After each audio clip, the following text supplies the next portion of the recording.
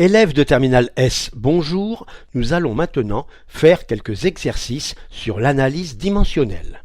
Premier exercice, la norme F de la force gravitationnelle toujours attractive qui s'exerce entre deux planètes de masse M1 et M2 distantes de R est donnée par la loi de Newton, F égale G M1 M2 sur R2.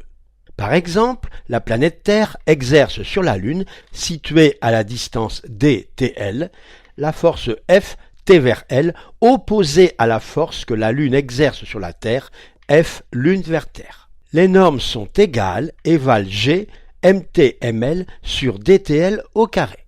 Nous devons déterminer les dimensions de la constante de gravitation G, dont la valeur numérique est 6,674 10 puissance moins 11 unités du système international. Je choisis l'expression de la force la plus simple et j'exprime la grandeur G égale F R carré sur M1 M2. Les dimensions de G sont donc les dimensions de la force MLT-2 fois L carré sur M carré, soit L3 M-1 T-2. Ainsi, l'unité de G dans le système international est mètre cube, kilogramme-1, seconde-2. Exercice 2. Connaissant l'énergie E égale h nu d'un photon, nous devons déterminer les dimensions de la constante de Planck h dont la valeur numérique dans le système d'unité internationale est 6,626 10 puissance moins 34. Nous devons ensuite retrouver le résultat en utilisant la relation de De Broglie. À partir de la relation d'Einstein E égale h nu, on déduit que h égale E sur nu. Les dimensions de h sont donc mL2 T-2, l'énergie comme nous l'avons vu, divisé par T-1, la fréquence. Les dimensions de h sont donc mL2 T-1. Avec la formule de De Broglie, on obtient h égale P lambda et h est bien homogène comme précédemment à une masse fois une longueur carrée fois un temps moins 1. Nous connaissons alors l'unité de la constante de Planck dans le système international, kilogramme, mètre carré, seconde moins 1, que l'on écrit plus volontiers joule seconde. Exercice 3. La force de frottement F subie par une sphère immergée dans un fluide en mouvement dépend du coefficient de viscosité état du fluide, donc du fluide, avec dimension de état égale L-1 m T-1, du rayon R de la sphère, de la vitesse V0 du fluide dans le référentiel de la sphère. Nous devons trouver l'expression de la force en la supposant de la forme F égale K, état puissance X, R puissance Y, V puissance Z, où K est un coefficient numérique sans dimension. Faisons un peu de place. De l'expression de F, on tire l'équation aux dimensions, soit dimension de F égale dimension de K, nombre sans dimension donc 1, fois dimension de état L-1 mt-1 à la puissance X, fois dimension de R L à la puissance Y, fois dimension de V0 L T-1 à la puissance Z. En appliquant la formule mathématique qui apparaît, on obtient L puissance moins X, M puissance X, T puissance moins X, L puissance Y, L puissance Z, T puissance moins Z, soit dimension de F égale, en appliquant la deuxième formule, L puissance moins X plus Y plus Z, M puissance X, T puissance moins X moins Z. Mais nous avons vu par ailleurs que les dimensions d'une force sont L, M, T-2. Par identification, nous obtenons donc moins X plus Y plus Z égale 1, X égale 1 et moins X moins Z égale moins 2.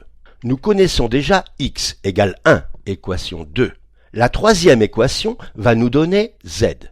Ajoutons X aux deux membres, multiplions par moins 1, voilà, Z égale 2 moins X égale 1. La première équation va nous donner Y. Ajoutons X aux deux membres, soustrayons Z, nous obtenons Y égale 1 plus X moins Z égale 1.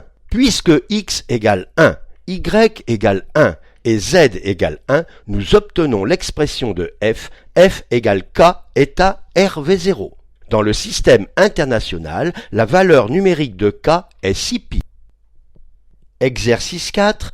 Intéressons-nous à la vitesse du son dans un fluide. On constate expérimentalement que la vitesse V du son ne dépend que de la masse volumique ρ et de la compressibilité Q du fluide. La masse volumique d'un fluide s'exprime comme la masse d'un échantillon de ce fluide divisé par le volume correspondant, ρ égale m sur v, ρ est donc homogène à une masse longueur moins 3. La compressibilité nous renseigne sur la possibilité plus ou moins grande qu'il y a à réduire le volume du fluide. La compressibilité des gaz par exemple est grande car il y a beaucoup de vide entre les particules.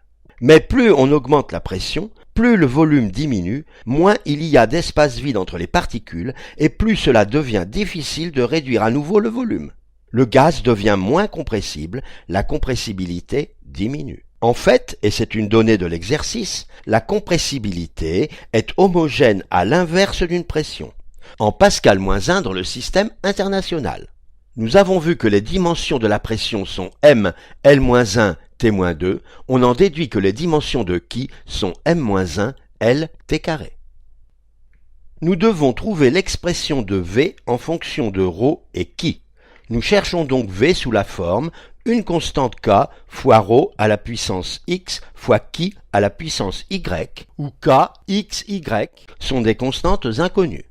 Les dimensions de V sont donc 1 pour k, m-L-3 pour ρ à la puissance x, m-1 lt2 pour chi à la puissance y, et nous avons vu par ailleurs que la vitesse est homogène à lt-1. Dimension de V lt-1 égale, en identifiant avec l'expression précédente, m puissance x moins y, L puissance moins 3x plus y, et T puissance 2y. Incorporer m puissance 0 dans l'expression des dimensions de V ne change rien, mais cela nous permet d'identifier plus facilement x moins y à 0, soit x égale y. De même, 2y égale moins 1, soit y égale moins 1 demi. Nous connaissons donc les deux inconnus, x égale y égale moins 1 demi. Comme par ailleurs nous avons moins 3x plus y égale 1, nous pouvons vérifier la cohérence des résultats.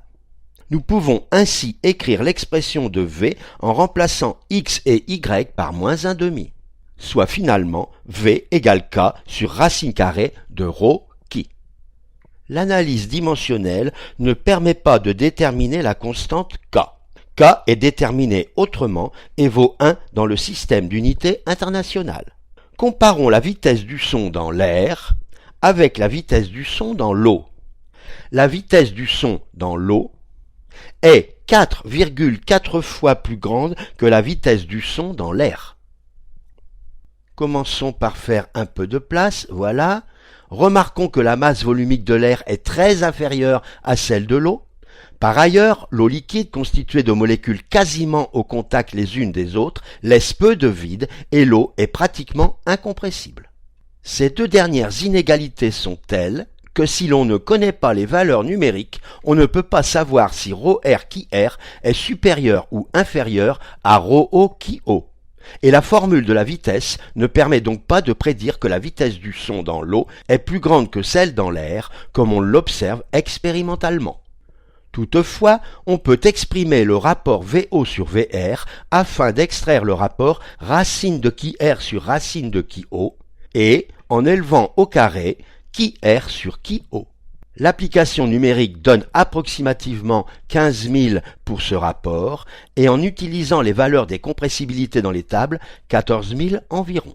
Les résultats cohérents montrent que la vitesse du son dans l'eau est supérieure à celle dans l'air, surtout parce que l'eau est 14 000 fois moins compressible que l'air, ce qui l'emporte sur le fait que l'eau est 830 fois plus dense que l'air. La leçon est terminée, à bientôt.